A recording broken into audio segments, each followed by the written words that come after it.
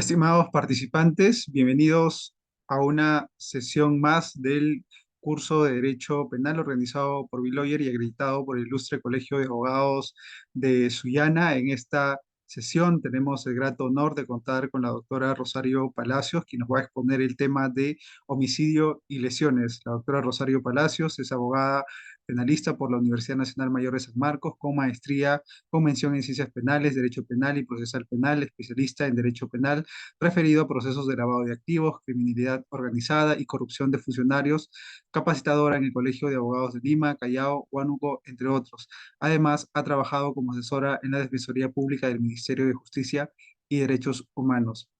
Doctora Rosario Palacios, a nombre de Biloyer, darle un enorme agradecimiento por haber aceptado la invitación de participar como ponente en esta sesión, en este curso de Derecho Penal. Estamos muy contentos por ello y estamos seguros de que será una sesión muy valiosa y provechosa para todos los participantes. Muchas gracias y les cedo el uso de la palabra para que pueda iniciar con su ponencia. Buenas noches, muchas gracias a la gentil invitación de Biloyer, gracias a quien estoy el día de hoy frente a ustedes, gracias también al ilustre Colegio de Abogados de Sullana. Y vamos a empezar sin mayor preámbulo esta clase. El día de hoy lo que vamos a tratar con todos ustedes es sobre la sistemática del delito de homicidio y el delito de lesiones. El Código Penal peruano, cuando hace la regulación, la tipificación de conductas prohibidas, hace primero una gran división. Tenemos nosotros delitos y tenemos faltas. Esa es la primera división que vamos a encontrar a nivel sistemático en el Código Penal. Dividiendo delitos por la gravedad del hecho y dividiendo como faltas aquello que no es tan grave. Sin embargo, en cuanto al nivel de afectación, vamos a encontrar también dentro de la parte especial del Código Penal, porque hay una parte general también, la tipificación de los delitos de homicidio y la tipificación de los delitos de lesiones. Y respecto al delito de homicidio, vamos a encontrar diferentes tipos penales, porque uno cuando se le ocurre la palabra homicidio, que viene a ser el tipo básico de todos los demás homicidios que vamos a conocer finalmente como homicidios calificados, como parricidio, como asesinato, feminicidio, sicariato, etcétera, todos tienen como base la muerte de una persona a manos de otra. Esa es la primera base. Entonces, cuando nosotros hablamos del delito de homicidio, lo primero que tenemos que fijarnos es en el bien jurídico protegido, que es la vida humana, pero la vida humana ¿a partir de cuándo? ¿Cuándo podremos diferenciar un homicidio de un aborto, por ejemplo? Y eso es algo muy importante, porque a nivel penológico, la pena en un homicidio es mucho más alta que la pena en un delito de aborto. El delito de aborto no tiene una pena tan alta. Es más, hay abortos que son atenuados de manera específica, como en el caso de aborto por razones de violación o aborto por una situación distinta. Entonces, en ese tipo de delitos, el aborto tiene una pena mínima, 2 o 3 meses, que en la práctica prescriben, ¿no? Yo no sé, por lo menos si hay alguien condenada por ese delito, o en la historia existe alguien condenado por ese delito. Pero ¿cómo voy a distinguir cuándo termino de proteger la vida humana, porque igual es vida humana, del concebido, a que pase a ser ya protección de vida humana independiente, que se suele hablar, ¿no? Porque dicen, el homicidio protege, el bien jurídico homicidio protege la vida humana independiente. Eso es lo que dicen siempre. Entonces, si la protege de manera independiente esta vida humana, ¿desde cuándo es la independencia? ¿Será desde el momento de que es completamente alumbrado, de que hay un alumbramiento? El alumbramiento implica no solamente que el feto haya salido totalmente del útero, sino que haya salido también la placenta, por eso se llama el alumbramiento. Desde ahí protegeré.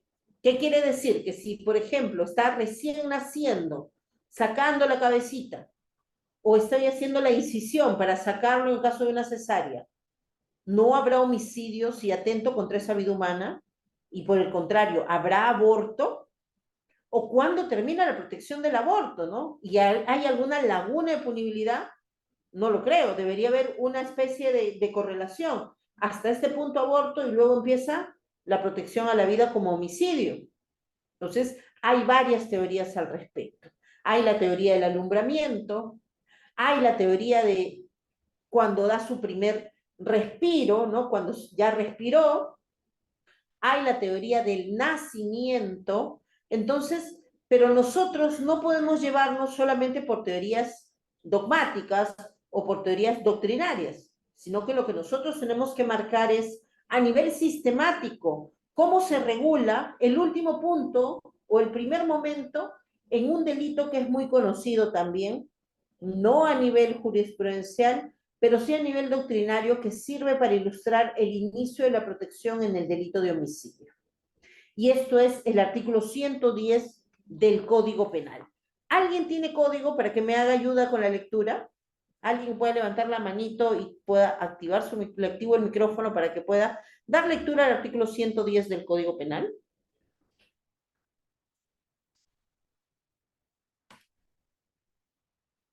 ¿Nadie? Yo les recomiendo, jóvenes, cuando usted, Jacqueline, muy bien, Jacqueline, te voy a abrir el audio, pero permítame que, a ver si nos ayuda Bill Oyer activándole el audio a Jacqueline. Queremos que esta clase sea un poco más interactiva. Imaginemos que estamos en el salón de clases. A ver. ¿Puedes abrir tu audio, Jacqueline? Te mandé el mensaje. Sí, doctora. Buenas noches. Buenas noches, doctora. Buenas noches con Artículo todos. 110, por favor, Jacqueline. Sí, doctora. El artículo 110 es referente al infanticidio. Dice, la madre que mata a su hijo durante el parto o bajo la influencia del estado de puerperal será reprimida con pena privativa de la libertad no menor de 1 ni mayor de 4 años o con presentación o con prestación de servicios comunitario de 52 a 104 jornadas. Gracias, Jacqueline. Muy amable. En este caso, la regulación del artículo 110 nos obliga a nivel legal de establecer el inicio de la protección con esa frase, durante el parto. Durante el parto. ¿Y qué va a significar entonces durante el parto? Y esa es otra explicación que tiene que haber. Durante el parto significa que si se trata de un parto natural, el parto comienza con las primeras contracciones. Y si ya hay contracciones y se atenta contra la vida de esa persona, será homicidio, no será aborto. Y si se trata de un parto que es por cesárea, será a partir de la primera incisión. Ahí inicia la cesárea. ¿Se dan cuenta la importancia de limitar? Antes de eso, cualquier conducta dirigida contra esa vida va a ser aborto. Después de eso, ya va a ser homicidio, en cualquiera de sus modalidades. Eso vamos a ver más adelante, las modalidades específicas. Pero el primer límite que se establece es ese. ¿Y cuál será el límite final? Ya tenemos el límite de inicio, ¿no? Durante el parto es nuestro límite de inicio. Primera incisión en cesárea, primeros dolores de contracciones en parto natural. Entonces, al final va a ser cuando la persona muere, me dirán ustedes. Eso es el inicio. No voy a proteger a objetos, no voy a proteger al cadáver. Pero ¿cuándo se considera una persona que murió? ¿Cuándo? Nuevamente, teorías dicen, ¿no? Cuando su corazón deja de latir, dicen, ¿no? Esa es una teoría biológica. Pero a veces una persona puede ya tener nula actividad cerebral y su corazón seguir latiendo. Otra teoría, que es la más aceptada, es, ¿y eso por qué? Por interpretación de la Ley General de la Salud, que establece que se considera una persona fallecida cuando arroja encefalograma plano, cero actividad cerebral. Entonces, si es que una persona mata a alguien que todavía tiene actividad cerebral, comete delito de homicidio. Si esa persona ya no tiene actividad cerebral, pero por ejemplo, vía soporte vital, su corazón sigue latiendo para que pueda irrigar sangre a los órganos y pueda haber un trasplante, y se atenta contra ese objeto especial de protección, que ya viene a ser un cadáver, ya no estaríamos cometiendo delito de homicidio. Esos dos límites infranqueables para mí es importante que lo manejen, porque el delito de homicidio protege vida humana independiente. Y cuando hablamos del nacimiento, cuando hablamos del tema de la persona, lo que se tendría que acreditar es que efectivamente esa persona haya estado con vida dentro de la barriga. Porque yo le estoy hablando de la primera incisión, le estoy hablando de las primeras contracciones. Si es que la persona no estaba viva en ese momento, no se puede hablar de una persona víctima de este delito, ya por un tema de parte general, la tentativa, la inidoneidad del objeto, ¿no? Que el objeto no es idóneo, si estaba muerto no puedo cometer delito de homicidio. Entonces, el primer margen que se va a hacer, la primera distinción que me interesa que ustedes manejen el día de hoy en torno a delito de homicidio es cuándo inicia la protección y cuándo termina la protección. Habiendo establecido eso, vamos a verificar nosotros, y por eso les digo, es bien importante que tengan, si van a llevar una clase de parte especial, tienen que tener su código penal a la mano. Porque nosotros no somos, pues, abogados inscritos, no somos del common law, en el cual vamos a poder guiarnos de la costumbre. Nosotros tenemos que el principio de legalidad penal. Y el principio de legalidad penal implica, tiene como base que la ley tiene que ser cierta, que la ley tiene que ser previa y que la ley tiene que ser expresa e inequívoca. Son las garantías de protección que tiene el principio de legalidad. Al ciudadano solo se le puede castigar por aquellas conductas que previamente están expresadas de manera cierta, precisa, en la ley, con anterioridad a la fecha de su comisión. Eso es lo que nosotros tenemos que tomar en cuenta. Entonces, el delito de homicidio va a tener múltiples modalidades. Si ustedes revisan el Código Penal, van a ver bastantes artículos y es el primer delito que van a encontrar. El artículo 106 del Código Penal, que regula el homicidio simple, que regula la conducta de que el que mata a otro y no está movido por un móvil económico, no es una persona con un sujeto activo específico o un sujeto pasivo específico. No, acá vamos a ver en el tipo básico, en la misma formulación, dice el que. Cuando ustedes vean el que, es un indicador de que es un tipo penal común, que no tiene un círculo de autores privilegiado, que cualquiera puede cometerlo. Hombre, mujer, ya sea, y solamente cumpla con el requisito de que tenga más de 18 años de edad, ¿no? Para que cumpla delito de homicidio. Entonces, no hay ninguna otra circunstancia. Y ustedes dirán, hay esos temas, hay esa situación en la cual se dan homicidios simples, vamos a verlo, ¿no? Y viene a ser una especie de cajón desastre para cuando a veces la fiscalía no logra acreditar las agravantes específicas de las otras formas de homicidio. No logra acreditar, por ejemplo, cuando estamos ante un móvil avaricioso, cuando estamos ante un móvil donde hay un tema de aporte económico, vamos a ver si la fiscalía no logra acreditar esa agravante específica, pues se queda con el homicidio simple. Matar a alguien tiene una pena mínima de 6 años y una pena máxima de 20 años de pena privativa de libertad. Hay bastante margen punitivo. Y en este tipo penal, de manera específica, lo que se determina es a través del sistema de tercios. Dependiendo si está en el tercio inferior, tercio medio, tercio superior, la pena será distinta. El delito de homicidio simple no tiene mayores particularidades. Es una persona que mata a otra y no hay un motivo de manera específica o una ausencia total de motivos también. Alguna motivación razonable tiene que haber para matar a alguien. Ojo, motivación no es lo mismo que justificación. Una motivación razonable, porque si lo matan por gusto, si lo matan por nada, eso se convierte en un asesinato. Y la pena viene a ser más grave.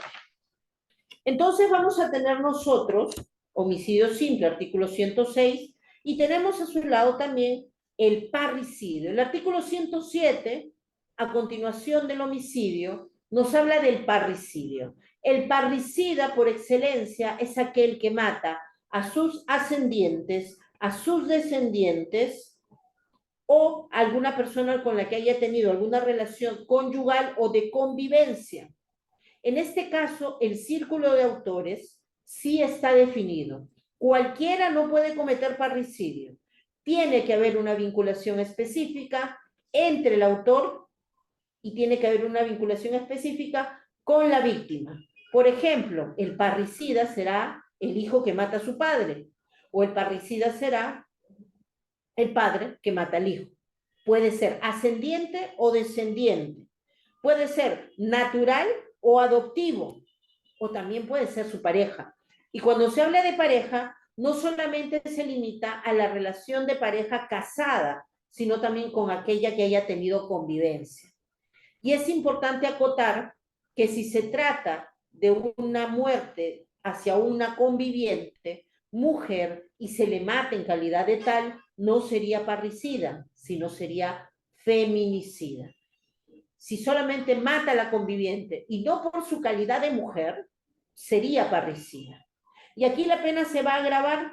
La pena ya no va a ser mínima de 6 años, sino va a ser mínima de 15, siendo la pena máxima 35 años. Que si bien no lo vemos en el primer párrafo del Código Penal, porque ahí dice nada más, será reprimido con pena privativa de libertad no menor de 15 años, no lo vamos a ver, pero de una interpretación sistemática con la parte general del Código Penal, vamos a poder encontrar nosotros que la pena privativa de libertad, artículo 29 del Código Penal, tiene una duración, la temporal, de 2 días a 35 años.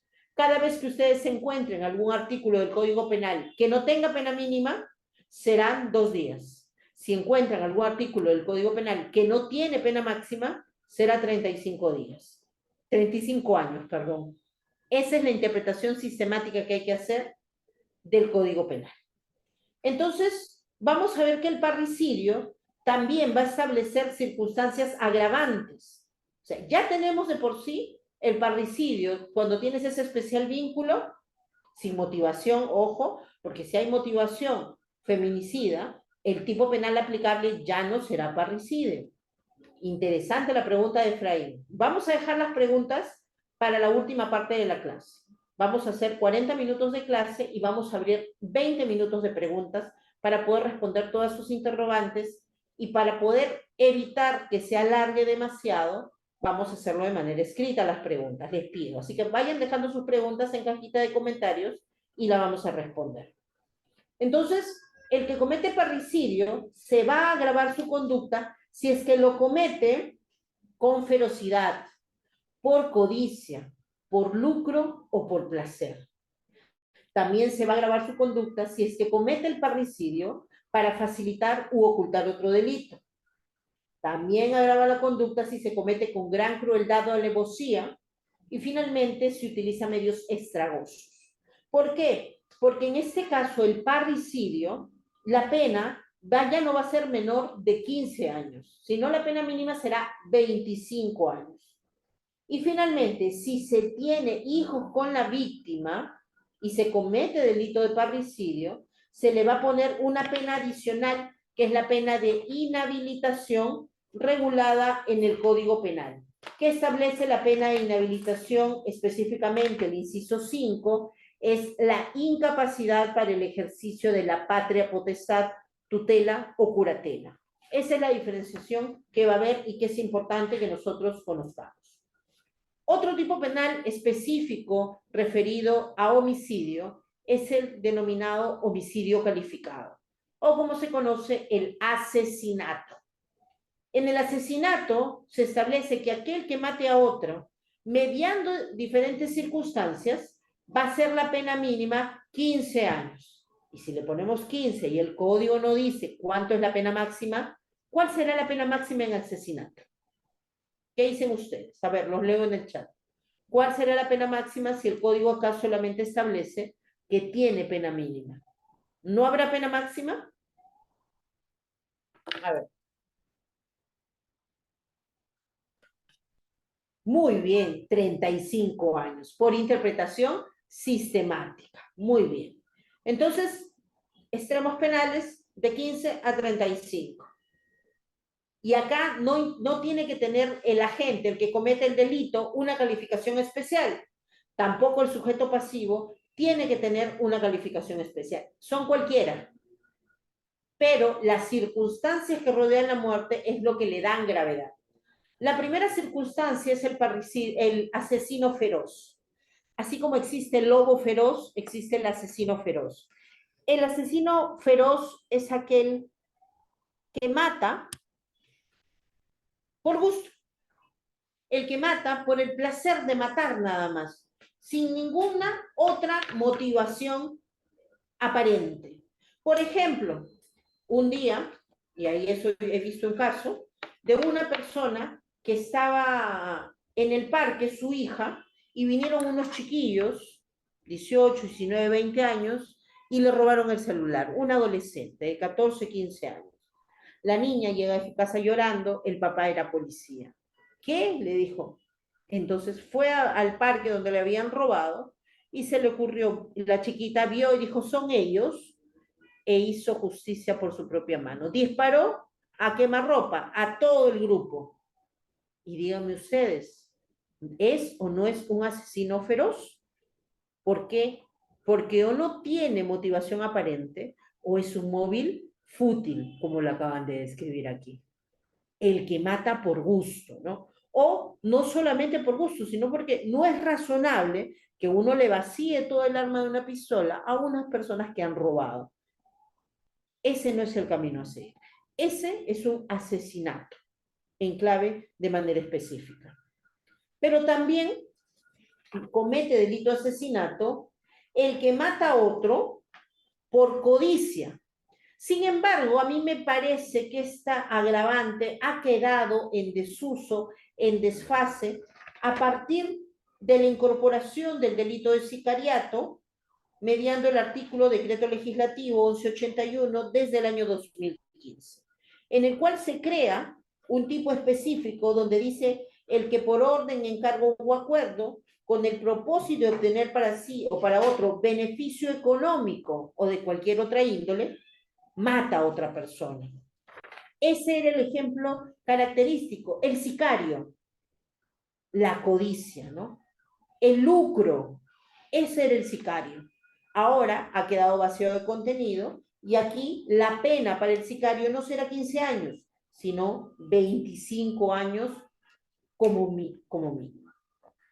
También vamos a tener que una forma de matar mediante asesinato es por el placer. El que mata por placer, por el gusto de matar, el que se relame en esa actividad. Ese es el asesino, 15 años mínimo, máximo 35. Pero también se podrá cometer asesinato para facilitar o para ocultar otro delito.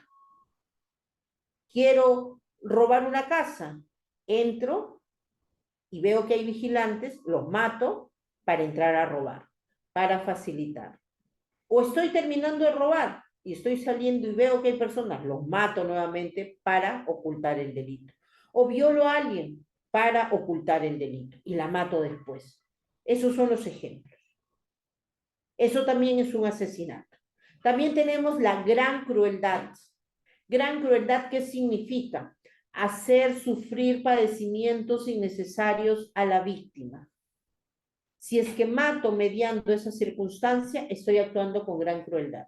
Por ejemplo, una persona que le tira un golpe en la cabeza a alguien, se cae, está viva todavía, semi inconsciente, y empieza a cortarlo en pedacitos.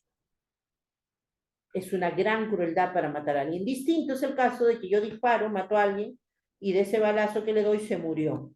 No hay gran crueldad, hay una muerte inmediata. La alevosía. ¿Qué es la alevosía? Matar sobre seguro. Dicen que las mujeres solemos ser las asesinas más alevosas que existen. Así como el hombre prefiere muertes violentas, son estudios criminológicos, las mujeres prefieren muertes suaves. Por eso el mito, ¿no?, de la viuda negra, que da veneno, que da cianuro, que da congelante, es el agua verde, y poco a poco matar. Matar con alevosía es matar sin riesgo a ser descubierto. Matar sobre seguro. Esa es la alevosía. Y finalmente, la última circunstancia es cuando matas con medio estragoso. ¿Qué significa el medio estragoso? Aquel que mata por fuego, explosión o cualquier otro medio capaz de poner en peligro la vida o la salud de otras personas. Esas son las circunstancias.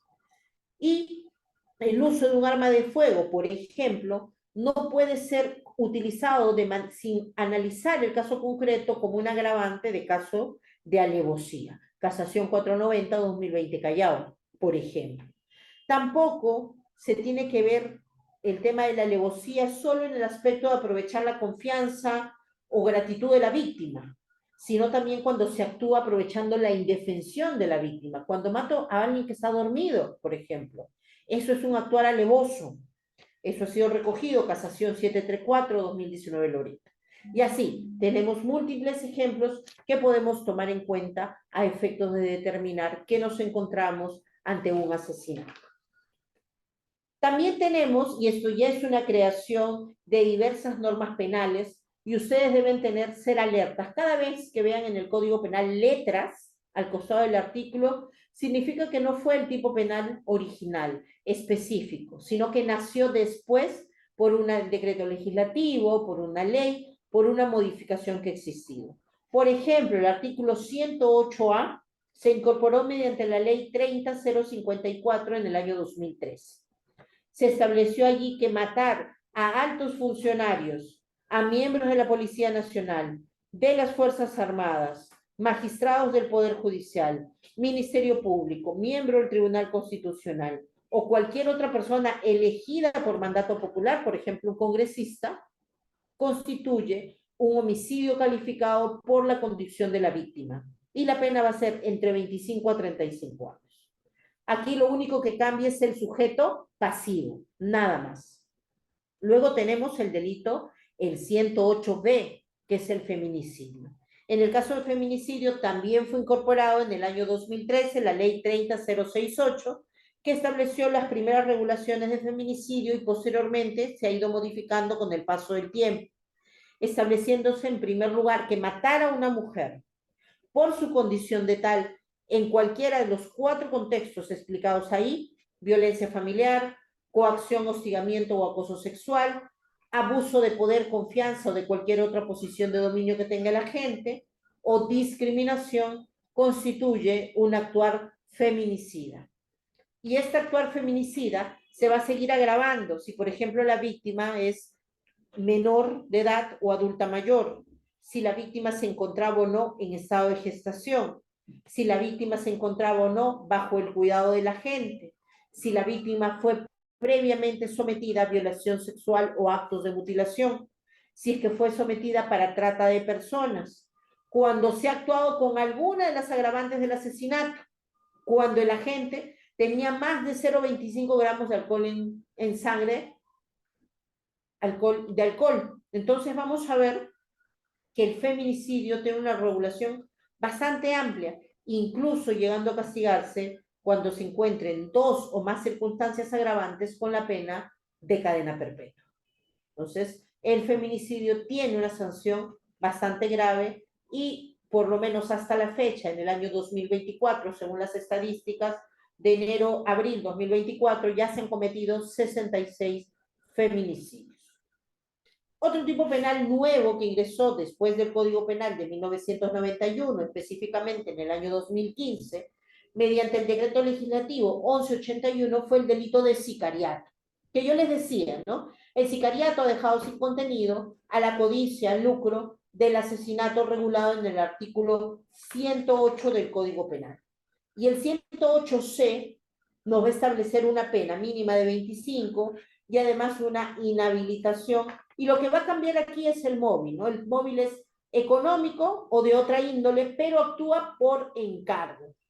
Y además también se le va a sancionar a aquel que contrata, el instigador del sicariato, el que contrata, dice, las mismas penas a quien ordena, encarga, acuerda o actúa como mediario, estableciendo una extensión de la punibilidad que no era necesaria realmente, porque a través de la interpretación de derecho penal parte general se podía llegar al mismo resultado. Y por último, se va a castigar al sicario con la cadena perpetua si es que se vale para cometer ese delito de un menor de edad o de otro inimputable para poder hacerlo.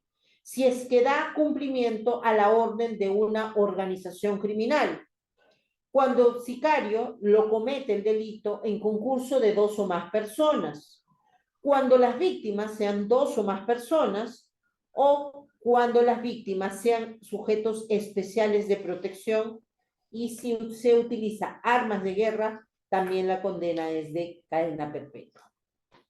Y luego tenemos en el artículo 108D un delito que realmente está aquí como que de cachito, no de volada en el articulado del homicidio, porque viene a ser la conspiración y el ofrecimiento para delito de sicariato. No se castiga matar a alguien de manera específica. ¿Qué ha hecho el legislador? A través del decreto legislativo 1181 también del año 2015, ha dicho, vamos a adelantar la barrera de punición. Vamos a castigar antes incluso de que intente matar el sicario. Vamos a ver que se va a castigar entre 5 a 8 años de pena privativa de libertad al que conspira para promover, favorecer o facilitar el delito de sicariato. No es necesario que se inicie de inicio de ejecución a un sicariato. Basta que se conspire, que se planee, que lo que serían realmente los actos preparatorios no punibles en un sicariato. Pero aquí el legislador ha hecho una extensión de punibilidad, un adelantamiento de barreras de punición. Y también aquella que es persona que solicita o ofrece a otros cometer el delito o actuar como intermediario sin que todavía se cometa, ojo, no tiene que haberse cometido, va a ser reprimido de 5 a 8 años de edad. Ahora último tuvimos el caso, Wanda Nara. El caso de Wanda Nara salió así, ¿no? Porque supuestamente ella salió en redes sociales diciendo, a ver, ¿quién le quiere dar vuelta a este policía? Ofrezco tanto, mándense los voluntarios. Esa es la clara configuración de este tipo penal.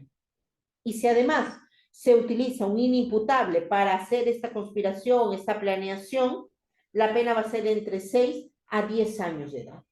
Hasta ahí llegamos nosotros con los tipos penales básicos y tipos penales agravados del homicidio. Y tenemos también los atenuados. Dentro de los atenuados vamos a tener el homicidio por emoción violenta, el infanticidio y el homicidio piadoso. En el caso del homicidio por emoción violenta, tiene que ser además que la haga excusable, ¿no? El que mata a otro bajo el imperio de una emoción violenta, que las circunstancias hagan excusable. ¿Qué será excusable? Eso determinará el caso concreto. ¿Será emoción violenta si yo a mi casa y encuentro a mi pareja con otro en la cama, por ejemplo? ¿Será emoción violenta si llego y encuentro que están cometiendo delito de violación sexual en agravio de mi hija? Emoción violenta, eso se va a determinar. Y tiene mucho que ver el examen pericial ahí. La pericia psiquiátrica, la pericia psicológica, lo más cercano al momento de los hechos para determinar si efectivamente estaba con una emoción violenta que las circunstancias la hagan excusables. Acá la pena será solo entre 3 a 5 años, que en la práctica, ustedes ya saben, 5 años no superan, puede ser pena suspendida o puede ser pena convertida. En el caso del infanticidio, lo hemos visto también, tiene que ver la mujer que mata a su hijo durante el parto o bajo la influencia del estado puerperal. Durante el parto ya delimitamos dónde empieza, pero la influencia del estado puerperal se dice que puede durar hasta 40 días más o menos. Aquí también tiene mucho que ver las pericias psiquiátricas, psicológicas de la madre para poder establecer que la pena solo sea entre 1 a 4 años de edad. Ha habido casos en los cuales la madre ha ahogado a sus hijos porque tenía un padecimiento en el puerperio. Siempre y cuando este padecimiento no haya llegado a psicosis puerperal, que viene a ser un grado de inimputabilidad, si esta psicosis tiene un límite mediano, vamos a hablar entonces del delito de infanticidio. Y finalmente, el último tipo penal referido a los homicidios es el homicidio culposo. En clave que significa que todos los demás homicidios son eminentemente dolosos. Solo el delito de homicidio culposo, como tipo básico, primero, que el que por culpa ocasiona la muerte de alguien, y ahí entra el caso del doctor Fong, vamos a ver, se reprime con una pena máxima de 2 años. Cuando resulta la pena privativa de libertad, el delito por inobservancia de reglas de profesión, de ocupación, industria, 1 a 6 años. Y se irá agravando la conducta, y eso ha sido unas modificaciones permanentes del Código Penal, si es que la muerte se comete utilizando vehículo motorizado, arma de fuego, o el agente haya estado bajo el influjo de drogas tóxicas, estupefacientes, sustancias psicotrópicas o sintéticas. Entonces, allí vamos a ver que se encuentran en un delito de homicidio culposo. También tenemos, ya para terminar este capítulo de homicidio, la instigación o la ayuda al suicidio. El suicida o el que lo intenta, el que queda vivo luego de intentar matarse, no tiene una pena privativa de libertad en su contra. Pero aquel que lo instigó o lo ayudó, sí es castigado entre 1 a 4 años. Por regla acá de solidaridad, uno no debería instigar este tipo de conductas. Así que con ello, señores, vamos a dar por finalizada esta primera parte, que viene a ser el delito de homicidio. Lo hemos visto a grandes rasgos, ¿no? No podemos hacer un detalle pormenorizado de cada uno, y vamos a pasar a leer sus preguntas del chat para poder extendernos un poquito más. Por ejemplo, Efraín nos dice, el cómplice que ayuda al autor comete parricidio, y acá tiene mucho que ver para poder responder esta pregunta, lo referido a la unidad del título de la imputación. ¿Cómo responde a nivel de autoría? Esta pregunta que nos hace Efraín tiene que ver con parte general. ¿Cómo se determina el grado de participación del autor? El autor definitivamente va a tener la pena de parricidio, pero me dirán, ¿qué pasa con el cómplice que no tiene el vínculo con la víctima? Que no es el padre, que no es el hijo, que no es el conviviente, que no es la pareja. Aún así, ¿cometerá parricidio? Sí, porque va a responder como cómplice del delito principal que comete el autor Efraín. Por eso es que sí comete parricidio, pero en grado de complicidad. Ya si es cómplice primario o secundario, de acuerdo a su aporte y al momento en el cual ha actuado, se determinará su debida participación. ¿Alguna otra pregunta en el chat, por favor, para poder leer? A ver, vamos a ver por aquí. Vamos a ver. ¿Cómo diferenciar el parricidio del feminicidio? Me preguntan por aquí. ¿Cómo lo diferenciamos? Miren, porque si nosotros nos quedamos en el agente que comete el delito, tenemos el mismo delito, ¿no? Entre el delito de parricidio y feminicidio, por ejemplo, cuando se mata a una mujer, un conviviente mata a su pareja. ¿Qué delito comete? ¿Parricidio o feminicidio? Acá hay una aparente concurso de leyes. ¿Y cómo se va a decantar? ¿Cuál de los dos tipos penales abarca de manera más completa toda la conducta prohibida? Si maté a la mujer por su condición de tal, en alguna de las condiciones establecidas en la ley 30364, pues será feminicidio. Y si no hay esas circunstancias, será parricidio. Así lo vamos a distinguir. Stephanie nos dice, en el delito de homicidio por motivo fútil, ¿se puede solicitar caución para evitar la prisión preventiva? Lo que sucede es que si es un motivo fútil, es un asesinato. Y si es un asesinato, la pena mínima son 15 años. Y a nivel de prognosis de pena, supera largamente, porque la prognosis mínima para prisión preventiva es que sea mayor de 5 años. Si es que también hablamos de que hay graves y fundados elementos de convicción, ya cumplimos otro requisito. ¿Qué nos queda entonces? Verificar si es que hay o no peligro procesal. Y el pago de la caución puede servir para explicar el tema de ausencia de peligro procesal. Pero dependerá el caso concreto, sus arraigos, sus condiciones para evaluar si corresponde o no afrontar el proceso libre o detenido. A ver, nos dice. Doctora, gracias. Robo con subsecuente muerte. Ese robo con subsecuente muerte es un robo agravado de tercer nivel. Y seguramente la pregunta es, ¿cómo lo distingo? ¿Cómo saber si robó para facilitar, mató para facilitar el robo o robó y después murió? El robo con subsecuente muerte está en el artículo 189, vamos a revisarlo, y vamos a dar lectura. Siempre ustedes, con su código penal. La pena será de cadena perpetua cuando el agente actúa en calidad de integrante de organización criminal o si como consecuencia del hecho se produce la muerte de la víctima. Acá en este caso, por ejemplo, no nos habla de que esa muerte tenga que ser preterintencional, de que esa muerte tenga que ser con dolo directo, con dolo de consecuencias necesarias o puede ser con dolo eventual. Entonces estamos hablando de que se comete un robo y producto del robo directamente se mata a la persona, así de manera directa. El nivel de violencia es tal que mato a alguien. Eso es un robo con subsecuente muerte. En cambio, si fuese para cometer el robo, que directamente subsecuente es primero robo, después lo mato. En cambio, si es para cometer un delito, sería asesinato. Si yo mato primero y robo después, sería asesinato. Acá va a haber un tema probatorio, ¿no? ¿Cómo acreditar ambos? Porque es mejor que me pongan 35 a que me pongan cadena perpetua. Yo tendré que ir por ese lado, si es que quiero hablar así. Pero normalmente cuando hay un muerto en un tema de robo, se aplica el agravante de cadena perpetua. Raúl Corso. ¿Cómo se puede diferenciar la tentativa de homicidio con lesiones graves?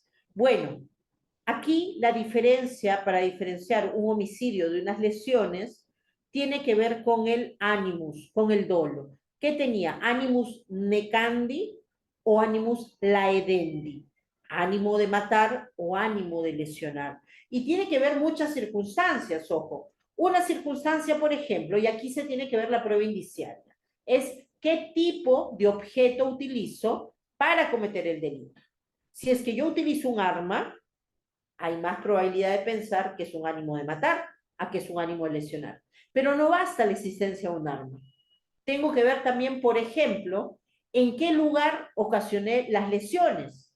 Porque en ambos casos, en un homicidio tentado y en unas lesiones graves, vamos a encontrar lesiones. ¿Dónde dirigí las lesiones? ¿Qué tal si yo disparé en las piernas, por ejemplo, en un lugar no vital? Pero ¿qué tal si yo disparé cerca al corazón y por suerte no le di porque se movió? Entonces va a depender también. ¿Qué más? Otro argumento. ¿Qué le dije mientras sucedía el hecho? Le dije de esta, este es tu último día, te voy a matar. O le dije, hoy ya no vas a caminar para que te escapes de la casa. He tenido casos así. No vas a caminar más, te voy a dejar coja. Tiene que ver muchos elementos de prueba indiciaria, les he dicho 3. Entonces, a partir de ahí es que se puede diferenciar. Efraín dice, sobre el feminicidio, ¿cómo imputar que el sujeto mató a una mujer por no cumplir el rol que el sujeto le atribuye como estereotipo de género? Si hablamos de que se mata a una mujer porque, por ejemplo, llegó a la casa y no le quiso servir su comida calientita porque él vino cansado del trabajo y por eso la mata, estamos ante un caso de matar a la mujer por su condición de tal, estereotipo de género, excelente ejemplo.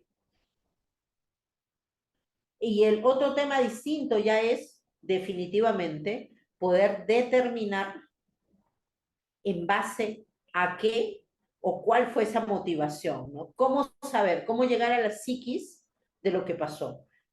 Pericia psicológica, pericia psiquiátrica, declaraciones de testigos, declaración del propio imputado, y eso ya tiene que ver con la prueba del dolo en el proceso penal. Yo les recomiendo leer el libro de Ramón Ragués y Valle, que habla sobre la prueba del dolo en el proceso penal, estableciendo que el dolo realmente no es un dolo volitivo, sino cognitivo. Y eso les va a servir mucho para determinar esta serie de circunstancias en clave de derecho penal, parte general. ¿Hay alguna otra pregunta? A ver, vamos a verificar. A ver, Daniel nos pregunta. Doctora, buenas noches. Si, por ejemplo, hay una relación entre dos mujeres y por celos uno le quita la vida a la otra, ¿es feminicidio? Ya que el acuerdo plenario sobre feminicidio establece que el sujeto activo es necesariamente un hombre. Bueno, en base, tú preguntas y tú también respondes. En base al acuerdo plenario, el autor del delito solamente puede ser un hombre. Y la víctima solamente puede ser una mujer, biológicamente mujer, no alguien que se sienta mujer, por si acaso. Eso también es otro criterio que se establece. Estamos quedando que las preguntas pueden ser, mi estimado Edson, yo sé que tus intervenciones siempre son valiosísimas, pero vamos a hacer preguntas por escrito, porque si no nos extendemos y abrimos micro. Y todavía nos falta desarrollar la parte de lesiones. Buenas noches por aquí.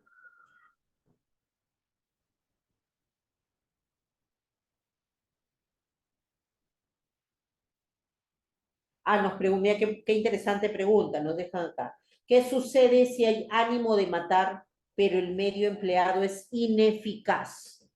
Por ejemplo, me entero de que, ¿qué ejemplo pongo? No quiero ser muy premonitoria. A ver, un ejemplo. Mi enemigo, ¿ya? Mi más grande enemigo, va a venir al lugar donde yo trabajo como chef. Así que digo, le voy a poner bastante sal para matarlo de la presión arterial, porque quiero matarlo. ¿Será delito de homicidio? ¿Qué dicen ustedes? Las ganas de matar, el ánimo de matar, ¿bastará para que se configure el delito de homicidio?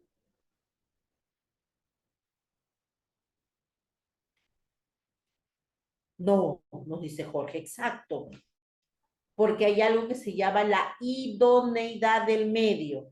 El medio tiene que ser idóneo para que se cometa el delito. Otro ejemplo nos dice, ¿qué pasa si quiero matarla? Le echo líquido pensando que es ácido, pero es agua. Inidoneidad del medio. Y ahí vamos a ir, parte general nuevamente. No tenemos que regular de manera específica eso, cuando en la parte general, artículo 17 o 18, vamos a ver si la memoria me ayuda. Aquí está, artículo 17, dice, no es punible la tentativa cuando es imposible la consumación del delito por la ineficacia absoluta del medio empleado o absoluta impropiedad del objeto. Yo llego a mi casa, digo, hoy día sí llego con mi arma bien cargada, verifico porque la vez pasada le puse sal y no se murió, ahora me aseguro de que sea un arma. Lo veo que está en la cama, tapadito, echadito, y encima no me interesa, voy a actuar con alevosía. Le vacío todas las balas en la recámara. Levanto y resulta que a quien le disparé 10 minutos antes de que yo llegue ya había muerto por un paro cardíaco. ¿Habré cometido delito de homicidio? Tampoco, ¿cierto? Porque tiene que haber idoneidad también, tiene que haber absoluta propiedad del objeto, tiene que estar vivo para poder cometer homicidio. No basta, ¿qué nos lleva como conclusión ahí? Que no basta que querramos matar a alguien, no basta el ánimo, tiene que darse los elementos objetivos también del tipo penal. A ver, se cortó el Zoom, dice la vieja. A ver, vamos a ver.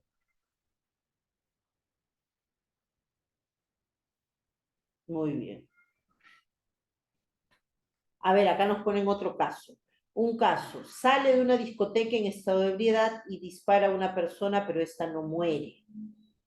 La pregunta es, ¿tentativa de homicidio o tentativa de lesión o lesiones graves? Como les decía hace un momento, ¿no? ¿Cómo voy a distinguir a partir del dolo? ¿Y cómo determino qué dolo? Yo les dije 3 criterios. Hay masa, hay como 10 criterios. ¿Qué arma utilizo? ¿Qué le digo antes? ¿A dónde se dirigen las armas? Las heridas, las balas. Entonces, hay que verificar todo eso. Bueno, entonces, con esto terminamos la primera parte. Si me permite, Lawyer, vamos a darnos 5 minutos de descanso, por favor, y reanudamos a las 7 en punto. Gracias. Sí, estimada doctora, no hay ningún problema.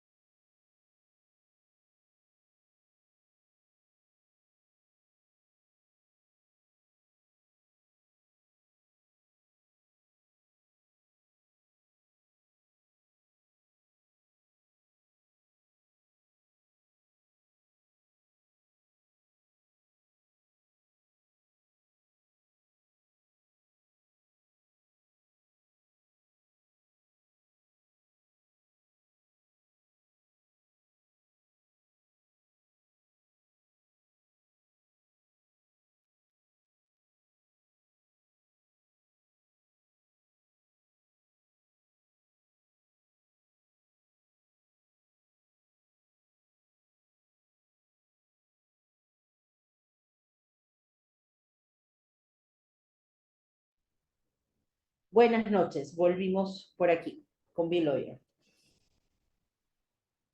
Ahora ha llegado el momento de avanzar lo referido al tema de lesiones. Así como hablábamos acerca de las lesiones, en el caso del homicidio, perdón, ahora tenemos que ver las lesiones, ¿cuál es el bien jurídico protegido?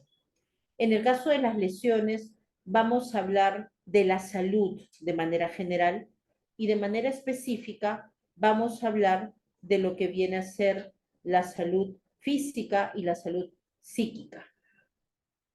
Dentro de lo que es la salud psíquica, tiene que ver, un momentito, tiene que ver también las lesiones a nivel psicológico. Antes se creía nada más que lesiones tenían una correlación física en la persona. Y vamos a verlo nosotros así empleado. Y el primer tipo penal que vamos a analizar es el de lesiones graves.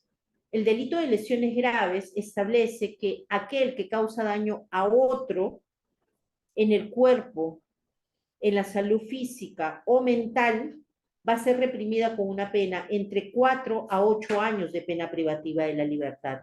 Y nos van a dar circunstancias para determinar que nos encontramos ante un delito de lesiones graves. Y vamos a encontrar circunstancias en el ámbito cualitativo y en el ámbito cuantitativo. ¿Qué va a significar? Para estar ante un caso de lesiones graves, en primer lugar, el aspecto cuantitativo es el que nos va a dar la respuesta. ¿Y este qué quiere decir? Que si una persona se le causa una lesión que requiera 20 o más días de asistencia o descanso según prescripción facultativa, o si se trata de lesiones psicológicas, de afectación psicológica, tiene que ser nivel grave o muy grave de daño psíquico, allí será delito de lesiones graves. ¿Qué quiere decir? Que si una persona tiene 19 días de incapacidad, no estaremos ante un caso de lesiones graves. Pero eso es en el aspecto cuantitativo. Podría darse que sean lesiones graves, pero desde el punto de vista cualitativo. ¿Y cómo es esto? Por ejemplo, que la lesión haya puesto en peligro inminente la vida de la víctima. Que la lesión haya puesto en peligro inminente la vida de la víctima. ¿Qué va a significar esto? Que se necesita un pronunciamiento médico legal al respecto.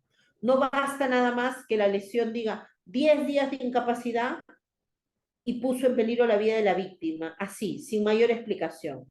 Tendrá que haber una explicación más detallada y si somos abogados defensores podremos presentar nuestro informe, nuestra pericia de parte que determine que no ha habido peligro en la vida de la víctima y serían nada más lesiones menos graves, no lesiones leves. Segundo nivel cualitativo, cuando se mutila un miembro u órgano principal del cuerpo. La mutilación, un miembro, una mano, una pierna o un órgano. O también cuando se hace impropio para su función una determinada parte del cuerpo. O causan a una persona incapacidad para el trabajo, invalidez o anomalía psíquica permanente. También constituye una lesión grave cuando se desfigura de manera grave y permanente a una persona. La desfiguración, aunque no consiga más de 20 días de incapacidad, igual es considerado lesión grave. También, cuando la afectación psicológica generada como consecuencia del agente obligue a otro a presenciar cualquier modalidad de homicidio, lesión o violación sexual, pudiendo evitar esta situación y no lo ha hecho. Pienses en el caso de aquellas personas que matan a su pareja delante de sus hijos.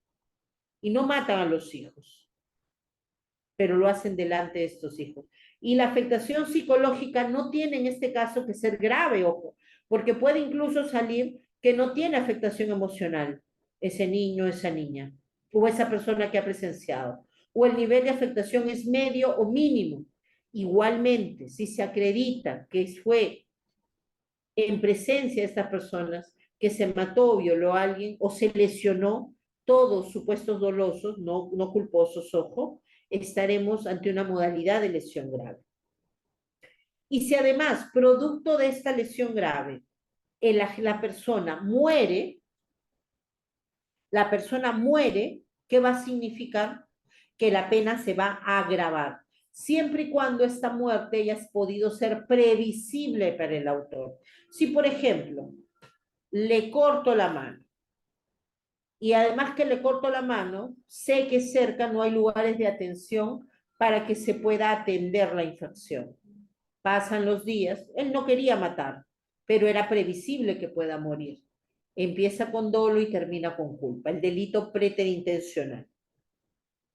Y también se va a agravar la conducta de las lesiones graves, más todavía, lesiones graves agravadas, cuando el sujeto pasivo sea miembro de la Policía Nacional, de las Fuerzas Armadas, magistrado del Poder Judicial, magistrado del Ministerio Público, magistrado del Tribunal Constitucional, una autoridad elegida por mandato civil, autoridad administrativa, relacionado con el tránsito, el transporte, servicios complementarios.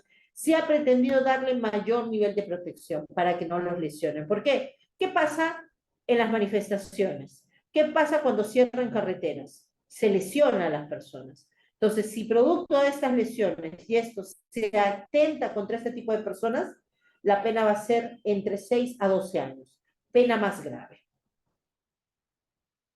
Si la víctima es menor de edad, adulta mayor o tiene discapacidad y además el agente se aprovecha de dichas circunstancias para cometer el delito, también estaremos ante un caso de lesiones graves agravadas, pena entre 6 a 12 años.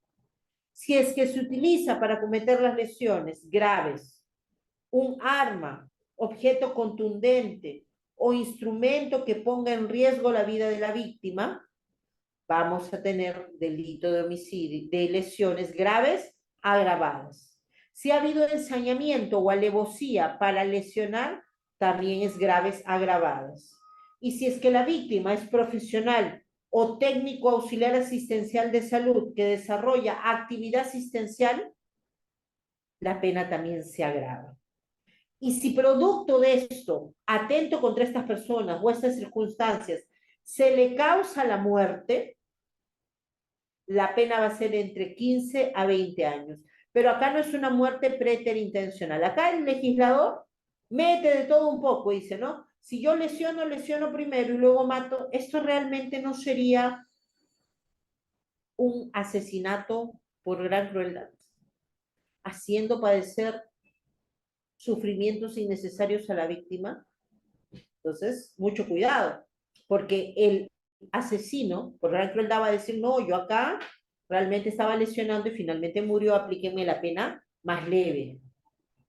Ese va a ser el problema. Eso es el círculo de lo que tiene que ver con lesiones graves. También vamos a verificar que el Código Penal tuvo una modificación, una introducción de nuevos tipos penales a partir del 27 de noviembre del año 2008, con la ley 29.282. Mediante esta ley se estableció un tipo penal específico para lesiones graves por violencia contra las mujeres e integrantes familiares. Este tipo penal con el paso del tiempo se ha ido modificando más. Es el artículo 121b del Código Penal. Y acá lo que se regula es que cuando se den los supuestos de lesiones graves, primer nivel, no lesiones graves agravadas, ni lesiones graves agravadas más graves, porque tenemos 3 niveles de agravación en las lesiones graves, la pena va a empezar en 6 años, de 6 a 12 años directamente, y además se va a poner inhabilitación. ¿Cuándo? Cuando la víctima sea mujer y se lesione en cualquiera de los contextos establecidos en el artículo 108b del feminicidio. También, si la víctima se encuentra en estado de gestación y le causa una lesión grave, la pena será entre 12 a 20 años. Si es que la víctima tiene el vínculo similar al parricidio, vamos a encontrar la pena también agravada. Pero no basta que tenga parricidio, también puede ser que la víctima tenga una relación de dependencia, subordinación, sea económica, emocional, cuidado, laboral, contractual. Imagínense, por ejemplo, que se causa lesiones graves a una interna del penal. El agente que comete este delito no cometerá el tipo penal básico de lesiones graves, sino que será lesiones graves en el marco de violencia contra la mujer, artículo 121b. Y en este caso, esta agravante, por ejemplo, habla de la víctima, no habla de mujer nada más. Entonces, un interno del INPE que es agredido y se le causa por un agente penitenciario, se le causa lesiones graves, la pena será más grave, mínimo de 6, máximo de 12. Si es que se comete el delito utilizando arma, objeto contundente o instrumento que ponga en riesgo la vida de la víctima, acá vamos a encontrar una duplicidad en la regulación, porque ya habíamos encontrado esta circunstancia agravante con la misma pena en el artículo anterior. Y ese realmente es el problema que tiene el legislador cuando quiere y simplemente crea más tipos penales sin hacer un estudio sistemático del Código Penal. También se va a seguir agravando la conducta cuando la gente actúa en estado de ebriedad. Más de 2.25 gramos litro de alcohol en sangre o se encuentre bajo el efecto de drogas tóxicas, estupefacientes, sustancias psicotrópicas o sintéticas. La pena va a ser entre 12 a 15 años si se da más de 2 agravantes, 2 o más agravantes. Y si muere la víctima y el agente pudo prever el resultado, nuevamente delito preterintencional, vamos a ver que la pena será no menor de 15 ni mayor de 20 años. Y acá, por ejemplo, es importante que nosotros tomemos en cuenta que el delito de lesiones graves, y en general cuando hablamos de lesiones, vamos a hablar de delitos que el agente puede ser cualquiera y la víctima puede ser cualquiera, y vamos a ver delitos en los cuales el agente es un sujeto especial o la víctima es un sujeto especial. Cuando nos encontramos en estos supuestos, vamos a ver que hay una triple división para determinar las circunstancias de tipificación. Si es que la pena privativa de libertad requiere más de 10 días y menos de 20 días, entre 10 a 19, estaremos en un delito de lesiones leves. Si la lesión es de 20 a más días, serán lesiones graves. Y si la lesión es de 9 días a menos, serán faltas. Esta regla, esta escalerita que les estoy diciendo, solamente se va a aplicar si se trata del tipo básico, si se trata de un agente común y de una víctima común. Vamos a ver, nivel falta, nivel delito y nivel delito más grave. En el nivel falta, nivel cuantitativo, de 1 a 9 días de incapacidad. En el nivel delito, primer nivel, 10 días a 19 días, lesiones leves. Y en el tercer nivel, 20 días a más, lesiones graves. Siempre y cuando el agente, nuevamente, sea nada más un sujeto común y la víctima sea una víctima común. Pero si estamos nosotros en una situación que se trata de una víctima especial, por ejemplo, violencia contra la mujer, vamos a ver que en ese caso específico, no importa si hay un solo día de lesiones. Acá la violencia contra la mujer será, cuando se trata de lesiones leves, será desde un día hasta 19 días. 1 a 19 días, lesiones leves en el marco de violencia contra la mujer o integrante de grupo familiar. En cambio, si es que nosotros estamos en un caso común, tenemos de 1 a 9, de 10 a 19 y de 20 a más. En violencia contra la mujer solamente vamos a tener 2 niveles. No hay faltas en caso de violencia contra la mujer, solo hay delito. 1 a 19 días, delito de lesiones leves. 20 a más días, delito de lesiones graves de violencia contra la mujer o integrante de grupo familiar. Y muchas veces se piensa que cuando se trata de violencia contra la mujer, solamente se protege a la mujer. Y no es así. También se protege al niño, al adulto mayor e incluso al hombre. Yo les cuento un día que trajeron a una pareja de esposos, ambos acusados por lo mismo. Violencia contra la mujer, integrante de grupo familiar, porque son sujetos de especial protección. ¿Qué había pasado? La persona, el señor había llegado a la casa y se había puesto a lavar la ropa. Y había movido para lavar la ropa a los pajaritos de la señora, que los tenía en el lavadero. Cuando la esposa llega a la casa, se da cuenta que ha movido a sus pajaritos y empiezan a discutir. Toda la vida mueves a mis pájaros, he dicho que a mis pájaros no los muevas, que tienes que dejar en el sitio que yo les he dejado, si no ensucian toda la casa. Y debido a los gritos estridentes que hubo, vino el señor, agarró un fierro y le tiró con el fierro en la espalda. La señora agarró y le tiró con la escoba y se empezaron a pelear. Entonces terminaron peleando los dos y terminaron en la comisaría los dos, porque dijeron, yo te voy a denunciar a ti, no, yo te denuncio primero. Llegaron los dos y los dos quedaron detenidos.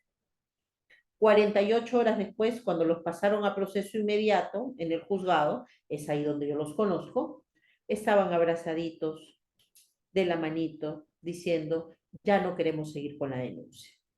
Y acá hay algo paradigmático. En el caso de delitos de violencia contra la mujer no puede haber desistimiento de denuncia. Sí, todo por los pajaritos. Terminaron presos por los pajaritos, así como están diciendo ustedes, sí. Y los pajaritos se quedaron sin comer esos 2 días, mire, también se vieron perjudicados ellos con la detención, porque vivían ellos nada más. Entonces, ¿qué hacer, no? ¿Qué hacer con estas personas que realmente analizar correctamente? ¿Había un contexto de violencia contra la mujer para considerar el delito de agresiones? Había un contexto, porque ese es el problema. Ahora, cada vez que se agrede a una mujer, ya son delito de lesiones leves. ¿O qué pasa? Se pelean los hermanos por la casa, por la herencia. ¿Habrá contexto? ¿Habrá contexto de violencia si es que el móvil es patrimonial? Conflictos, por ejemplo, es. Serán lesiones 5 días de incapacidad. ¿Lo pasamos a faltas o se queden delitos? Qué importancia, ¿no? El tema de determinar la violencia. ¿O qué pasa con los hijos? Yo les cuento otro caso. Porque ustedes, los que son de mi generación, y lo digo siempre, hemos crecido con chancla en mano, ¿no? Aquel que no le hayan tirado la chancla, los de mi generación, estoy hablando yo tengo ya casi 40 años, los que han crecido sin chancla han sido privilegiados, pero realmente para nosotros era algo normal, ¿sí o no? Afirmo, dice, era algo normal, ¿no?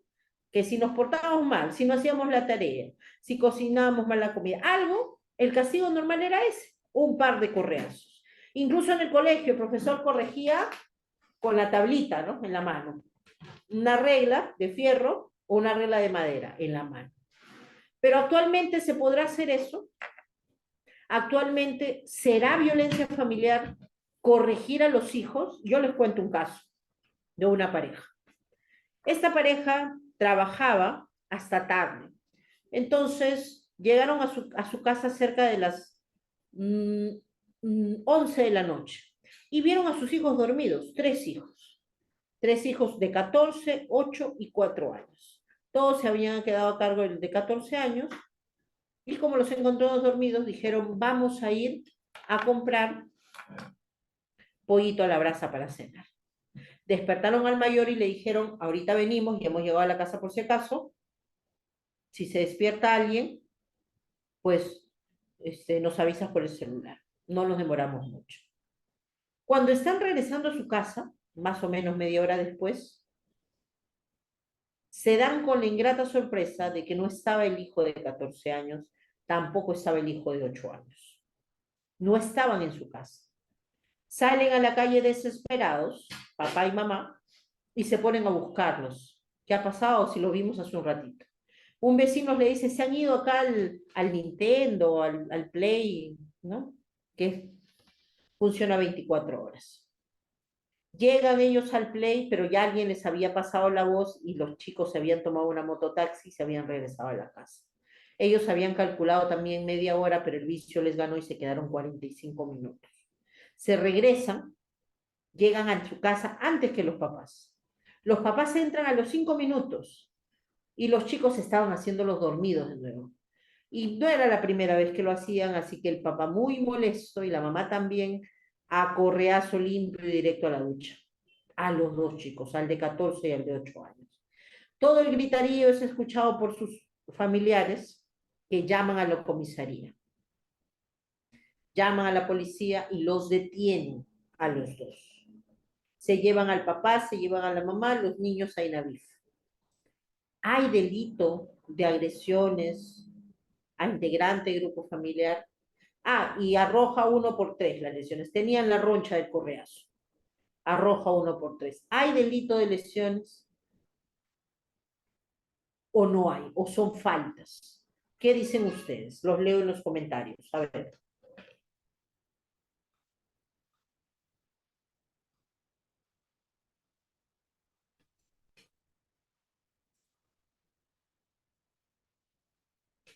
¿Qué dicen ustedes?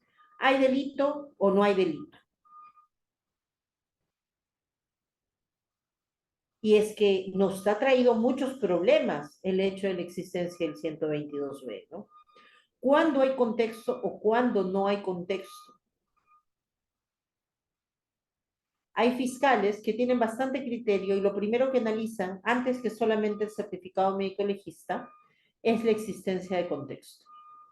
Pero hay otros fiscales que dicen, no, es mujer, es niño, es adulto y hay lesiones, listo, pasa como violencia familiar. Y eso es lo que se tiene que analizar. Se tiene que determinar para ver, porque hay un diferente tratamiento. Por ejemplo, acá Giordano nos pregunta, certificado médico legal dice 10 días de incapacidad. ¿Es lesiones leves con agravantes del tercer párrafo? A ver, vamos a ver. Lesiones leves.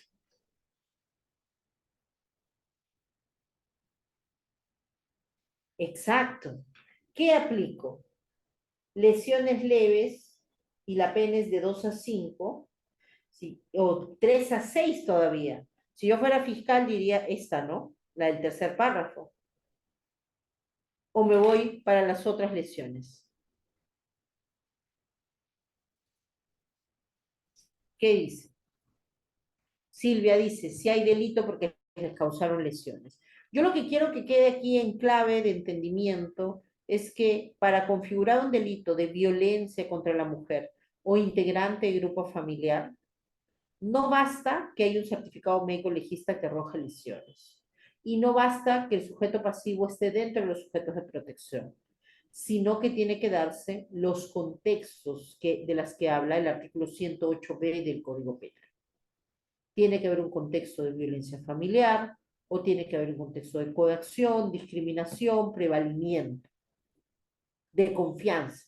Por ejemplo, si se pelean entre hermanos, donde no hay ese nivel de confianza previa, y como les decía, se pelean por la casa, por la herencia, ¿será delito de violencia a integrante de grupo familiar o no? Todo eso se tiene que analizar, ¿no es cierto? Y muchas veces se otorgan medidas de protección de manera inmediata, automática, con un certificado médico legista nada más. Por eso la importancia de apelar las medidas de protección. Muchas veces no lo apelan y dejan consentirlos porque dicen, total, solamente me está mandando esa terapia. Y las medidas de protección no se archivan por sí solas, aunque se archive el proceso penal. Jacqueline nos dice algo importante de lo que les estaba contando. Las lesiones que le hicieron a los niños se dieron en un contexto de corrección.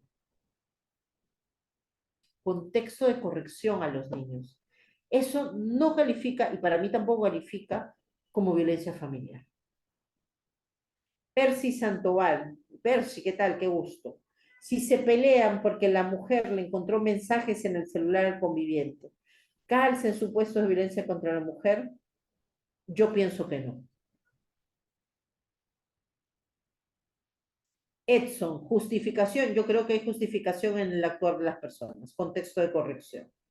Pero ¿saben cuál es el problema? Que cuando nos encontramos a veces como defensores en casos como estos, en los cuales es posible debatir que no hay contexto, o es posible debatir que hay una causa de justificación, ya están plenamente con el miedo de decir, prefiero mejor una conclusión anticipada, acepto los cargos y que me pongan una pena convertida. Porque ahora no hay pena privativa de libertad de ejecución suspendida para estos delitos. Toda pena en caso de violencia contra la mujer integrante de grupo familiar es una pena de carácter efectivo. Y al tener pena de carácter efectivo, puedes irte al penal. ¿Qué hace el juez en la mayoría de casos? Por no decir casi en todos. Lo que hace es convertir la pena y la convierte a trabajo comunitario. El día sábado yo tenía una charla en San Marcos con el taller de ciencias penales y el círculo de estudiantes abogadas penalistas y hablábamos precisamente del delito de feminicidio, de los problemas del debido proceso y un aspecto que tomé en cuenta es qué está pasando con estas sentencias de las personas, estas sentencias que se le aplica y se le da trabajo comunitario. Y se olvidan de que hay una forma de dar mejor salida, que viene a ser la limitación de los días libres. Respecto a estos señores, por ejemplo, que pegaron a sus hijos, finalmente ellos decidieron acogerse a una conclusión anticipada. No quisieron jugarse el pellejo de que pudieran ponerle una pena efectiva. Así que dijeron una conclusión. ¿Y saben qué se consiguió? Una limitación de días libres. Que vayan sábado y domingo a terapia psicológica para que aprendan cómo deben tratar a sus hijos, para que aprendan cómo corregir, cómo aplicar crianza respetuosa. Y en caso de agresores, esto es más beneficioso que simplemente mandarlos a limpiar las calles, que simplemente mandarlos a foliar expedientes o a limpiar oficinas. Considero, pienso, se lo someto también a ustedes. Doctor Edson me pregunta, ¿usted ha tenido casos de reserva de fallo? No, no, Edson. He tenido limitación convertida, limitación de días libres, un caso. Todos los demás casos, convertida a trabajo comunitario, o también tuve uno de días multa, que se convirtió a días multa. Incluso he tenido casos de pena efectiva. Han puesto 1 año y medio de pena efectiva, 1 año de pena efectiva, y los han mandado presos. Percy, lo que pasa es que estamos sin abrir micro por esta sesión. Sorry, Percy. Adriano pregunta, en el caso de violencia psicológica, pidiendo que se retire del hogar por descubrimiento de infidelidad del cónyuge, ¿califica como violencia? Lo que pasa es que para hablar de calificación de violencia tenemos que establecer que hay una afectación cognitiva, conductual, algún nivel, por lo menos como lesión leve. No basta decir me siento mal o llorar, eso no es básico para determinar la violencia. Acá lo determinante es la pericia psicológica. Giordano dice, tengo un caso donde mi cliente encontró en el celular de su hijo mensajes comprometedores de su conviviente con otra persona. Le reclamó por celular ya que éste se encontraba de viaje. La mujer lo denunció y a la fecha está denunciando por agresión psicológica. ¿Qué contexto va a haber ahí? No, es el contexto de frescura nomás de la mujer o del hombre. Edson dice, ¿qué agresión psicológica? ¿Quién? Al niño, por encontrar los mensajes del niño. Por ahí podría ser. ¿Qué dice la pericia? Edson, ¿cabe posibilidad de dictar servicios comunitarios y días libres o cualquiera de los dos se puede dictar? Bueno, la conversión es por uno de los dos, ¿no? No puede ser mitad comunitario y mitad de días libres.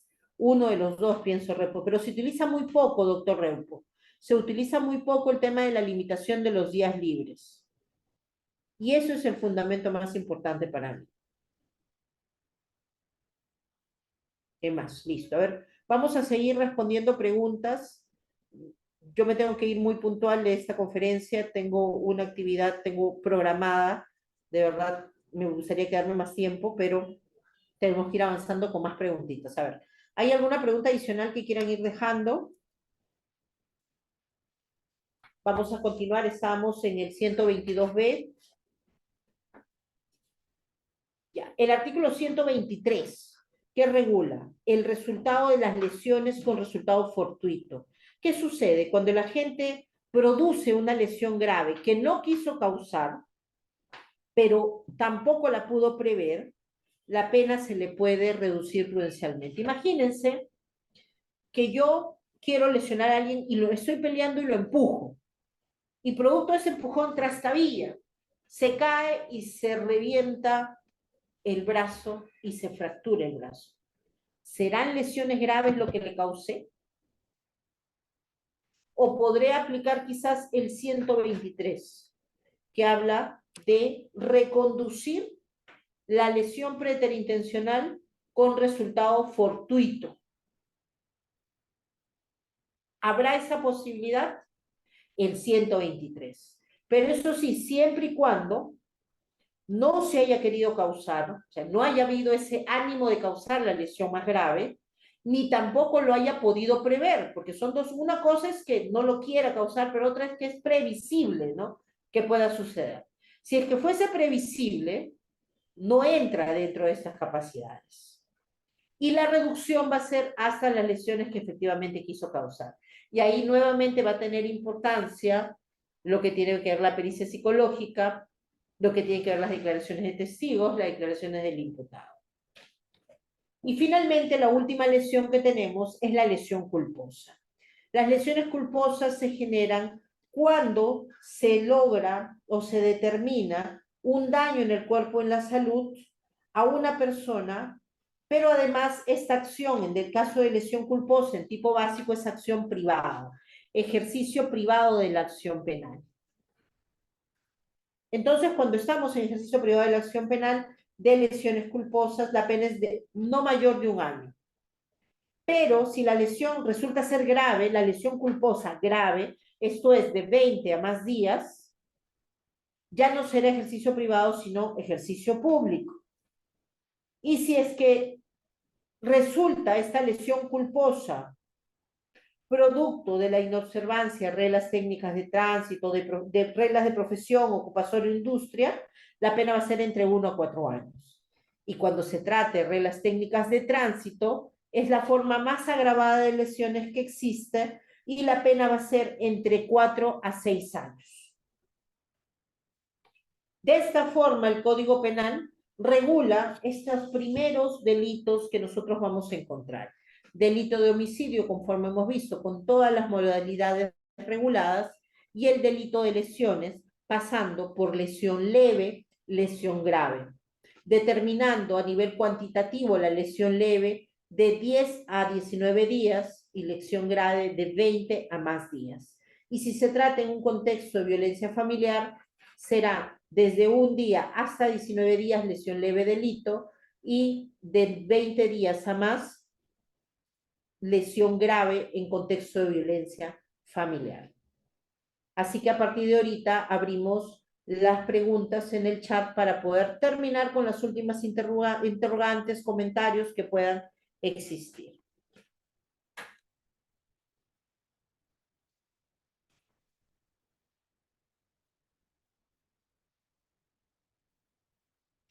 Para recordarles nada más que estamos aquí por la gentil invitación de B-Lawyer y gracias al ilustre Colegio de Abogados de Sullana.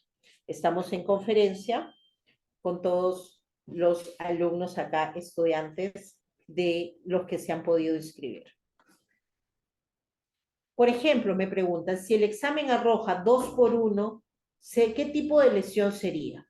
Si el certificado médico legista arroja 2 por 1, vamos a preguntarnos primero, ¿hay contexto o no hay contexto de violencia?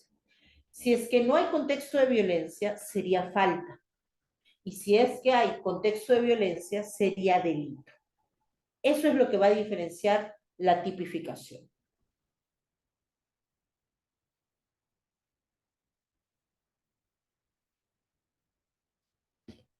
A ver, creo que no hay más preguntas por aquí. Así que vamos a dar paso a Bill Lawyer a ver si nos da el cierre de esta conferencia.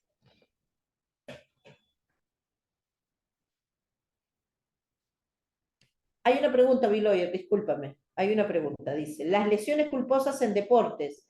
En el caso de deportes, y aquí qué bonita tu pregunta, porque me da pie para poder explicar acerca de la imputación objetiva.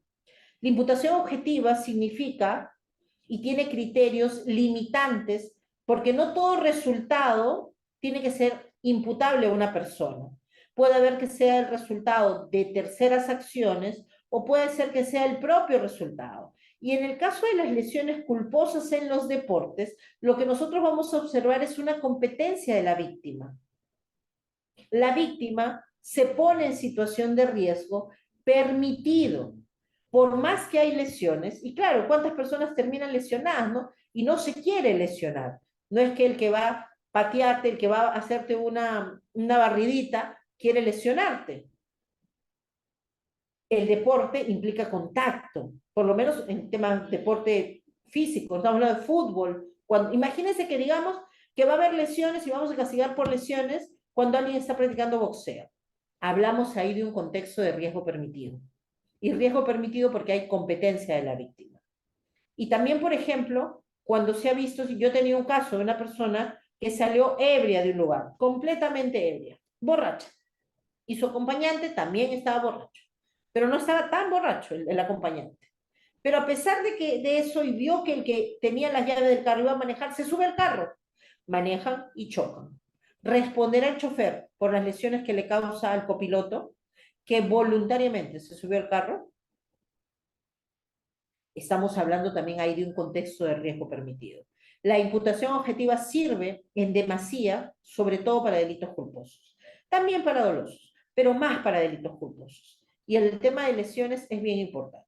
Yo tuve un caso otra vez, así también igual de otro señor, yo defendía a la empresa, hace muchos años, un señor que trabajaba en una máquina. El señor tenía, si se atracaba la máquina, tenía que cambiar el hilo. Pero para cambiar el hilo tenía que seguir un procedimiento, que era bajar la palanca para quitar la electricidad, para que no haya riesgo de que se prenda. Este señor dijo, qué flojera me da ir hasta cambiar la máquina hasta allá, metió la mano, se quedó sin 3 dedos. Perdió 3 dedos. La máquina le causó lesiones. Denunció al gerente general de la textilera. ¿Habrá ahí lesiones culposas? La imputación objetiva nuevamente sirve. Las instituciones de imputación objetiva tenemos competencia de la víctima, tenemos riesgo permitido, tenemos principio de confianza y prohibición de regreso. Yo los invito a que puedan revisar un poquito más respecto a esa doctrina, que es bastante importante. Claro, Percy nos habla de la autopuesta en peligro doloso aceptado por este. Esta es la terminología que utiliza Roxy. La terminología de Jacobs es la competencia de la víctima, pero en contenido es similar, lo que cambia es el nombre nada más.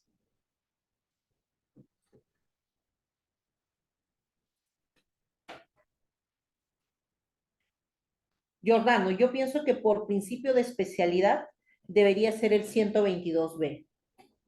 Claro que el fiscal va a querer imputarte el 122 nada más, con la agravante porque la pena es más grave.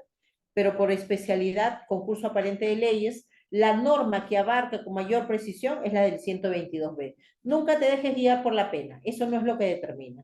Lo que va a determinar es la norma que describa de manera más completa la conducta prohibida. Eso es una de las reglas en concurso aparente de leyes. Listo. Servido, Giordano. Bueno, ahora sí, creo, Pilar, muchísimas gracias por la invitación, muchísimas gracias por estar aquí conmigo y con ustedes y al Ilustre Colegio de Abogados de Sullana. Sí, doctora, muchísimas gracias por acompañarnos en esta sesión, por haber aceptado la invitación de Biloyer. Gracias por compartirnos su conocimiento y su tiempo, su experiencia en esta sesión y por haber respondido cada una de las preguntas de los participantes. Sin duda alguna yo comparto los comentarios de los asistentes en esta sesión. Muchas gracias, doctora, y esperamos que en una próxima ocasión nos vuelva a acompañar. Para nosotros siempre será un gusto, un honor contar con usted, doctora. Muchísimas gracias y que tenga una excelente noche. Buenas noches, gracias a ustedes. Nos vemos. Buenas noches.